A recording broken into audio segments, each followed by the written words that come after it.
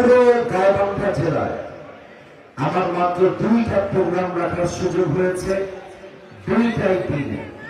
একটা অলরেডি শেষ হয়ে গেছে, আজকে হচ্ছে সেকেন্ডটা। এটা দিয়ে গাইবান্ধার আজকের প্রোগ্রাম এটা দিয়ে শেষ হয়ে যাবে। আবার কবে আসবো জানা নাই, আবার কবে দেখা হবে জানা নাই। তবে আজকে এমন কিছু কথা আমরা বলে যাব, শুনে যাব, যে কথা এখানেই শেষ হবে না, যে মাহফিল এখানেই শেষ হবে না, বরং এই মাহফিলটা পুরো বাংলাদেশে একটা ঐতিহাসিক মাহফিল হয়ে থেকে যাবে।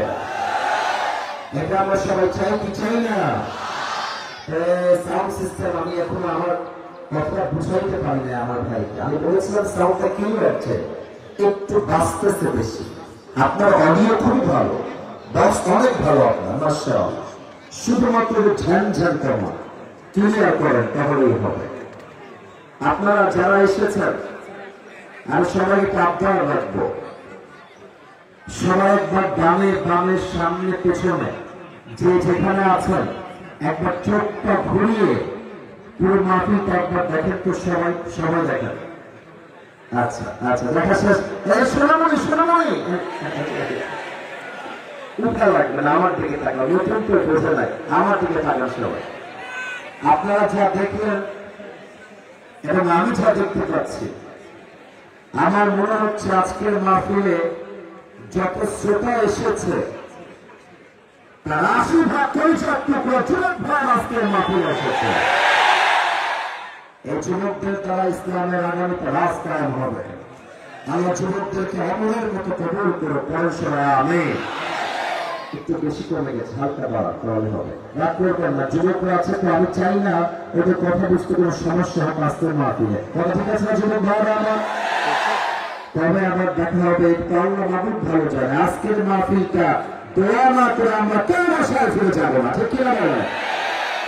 আচ্ছা, মায়েরা বোনেরা এসেছে, মায়েরা বোনেরা 5টা প্যান্ডেল মা বোনদের জন্য সর্বনাশ করেছে। আমি দোয়া করি আমার পরিচয় একটু global sound perfect, now it is perfect, keep it continue, যেভাবে আছে সেভাবে রাখেন। আমার মা বোনদের জন্য আমি দোয়া করে দেই, আল্লাহ আমার মা বোনদেরকে ফাতেমা রাদিয়াল্লাহু তাআলা আনহার চরিত্রবান হওয়ার তৌফিক দান করুন, পরমেশ্বর আমিন। আমি মনে করি যে মেয়েরা যদি ঠিক হয়ে যায়, পুরো বাংলাদেশের যুবকরাই ঠিক হয়ে যাবে। আর মেয়েরা যদি নষ্ট হয়ে যায়, পুরো দেশটাই নষ্ট হয়ে যাবে। আমার বড্ড আফসোস লাগে, আজকালকার মেয়েরা বোরকা পরে বোরকাকে পর্দা হিসেবে নয়, অনেক মেয়েরা বোরকাকে প্রেমের হাতিয়ার হিসেবে ইউজ করতে চায়। যেভাবে হাতে মোজার পায়ে মোজা পরে মনে হবে यार ये तो अभी कभी कम জান্নাত से भाग के दुनिया में आई है माशाআল্লাহ। কিন্তু আমি যখন দেখি যে মেয়েরা বোরকা পরে, হিজাব পরে, নিকাব পরে রাস্তাঘাটে ঘুরে বেড়ায় আর প্রেম করে বেড়ায়, তখন আমি বুঝি এদের উপরে ফিটফাট, ভেতরে পুরোটাই সরলভা। আল্লাহ প্রত্যেকটা মা বোনকে প্রকৃত পদ্মাশীল হিসেবে কবুল করে পরের সময় আমিন। আমি আবরারুল হক আসিফ আজকে ওয়াজের ভূমিকায় ভিন্ন কোনো কথা নয়, রমজান নিয়ে কয়েকটি কথা বলতে চাই। আমার রমজানের কথা শেষ হয়ে গেলে আমি আমার মূল আলোচনার বিষয়বস্তু থেকে যতটুকু করা যায় রেফারেন্স ভিত্তিক কিছুটা হলেও আলোচনা করা, I will try my best level, সর্বোচ্চ আমি চেষ্টা করব। আমি সবাইকে তাকবীর দেওয়াতে চাই, সবাই মিলে একটা তাকবীর দিবেন। রোজা নিয়ে তো একটা মেসেজ দিব, রোজার কথা শুরু হবে, মূল ওয়াজ এরপরে শুরু হবে। গাইবান্ধার ভাইয়ের সাউন্ড চেক করতে চাই, সবাই একটা কাশি দেন,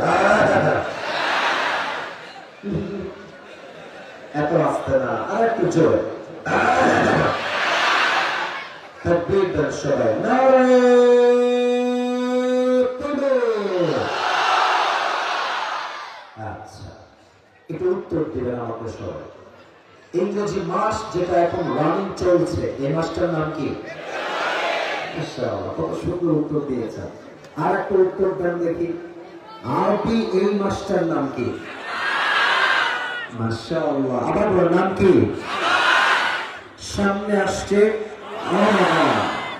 রমজান মাস এমন একটা মাস, রমজানের শাব্দিক অর্থ হচ্ছে টু বার্ন সামথিং, জ্বালিয়ে দেওয়া, পুড়িয়ে দেওয়া। হাদিসে এসেছে মান সামা রমাদানা ঈমানান ওয়া ইহতিসাবান গুফিরা লাহু মা তাকদ্দামা মিন যামবিক। আল্লাহর হাবিব বলেছেন, যেই বান্দা আল্লাহর জন্য রোজা রাখে, যেই বান্দা আল্লাহর জন্য রোজা রাখে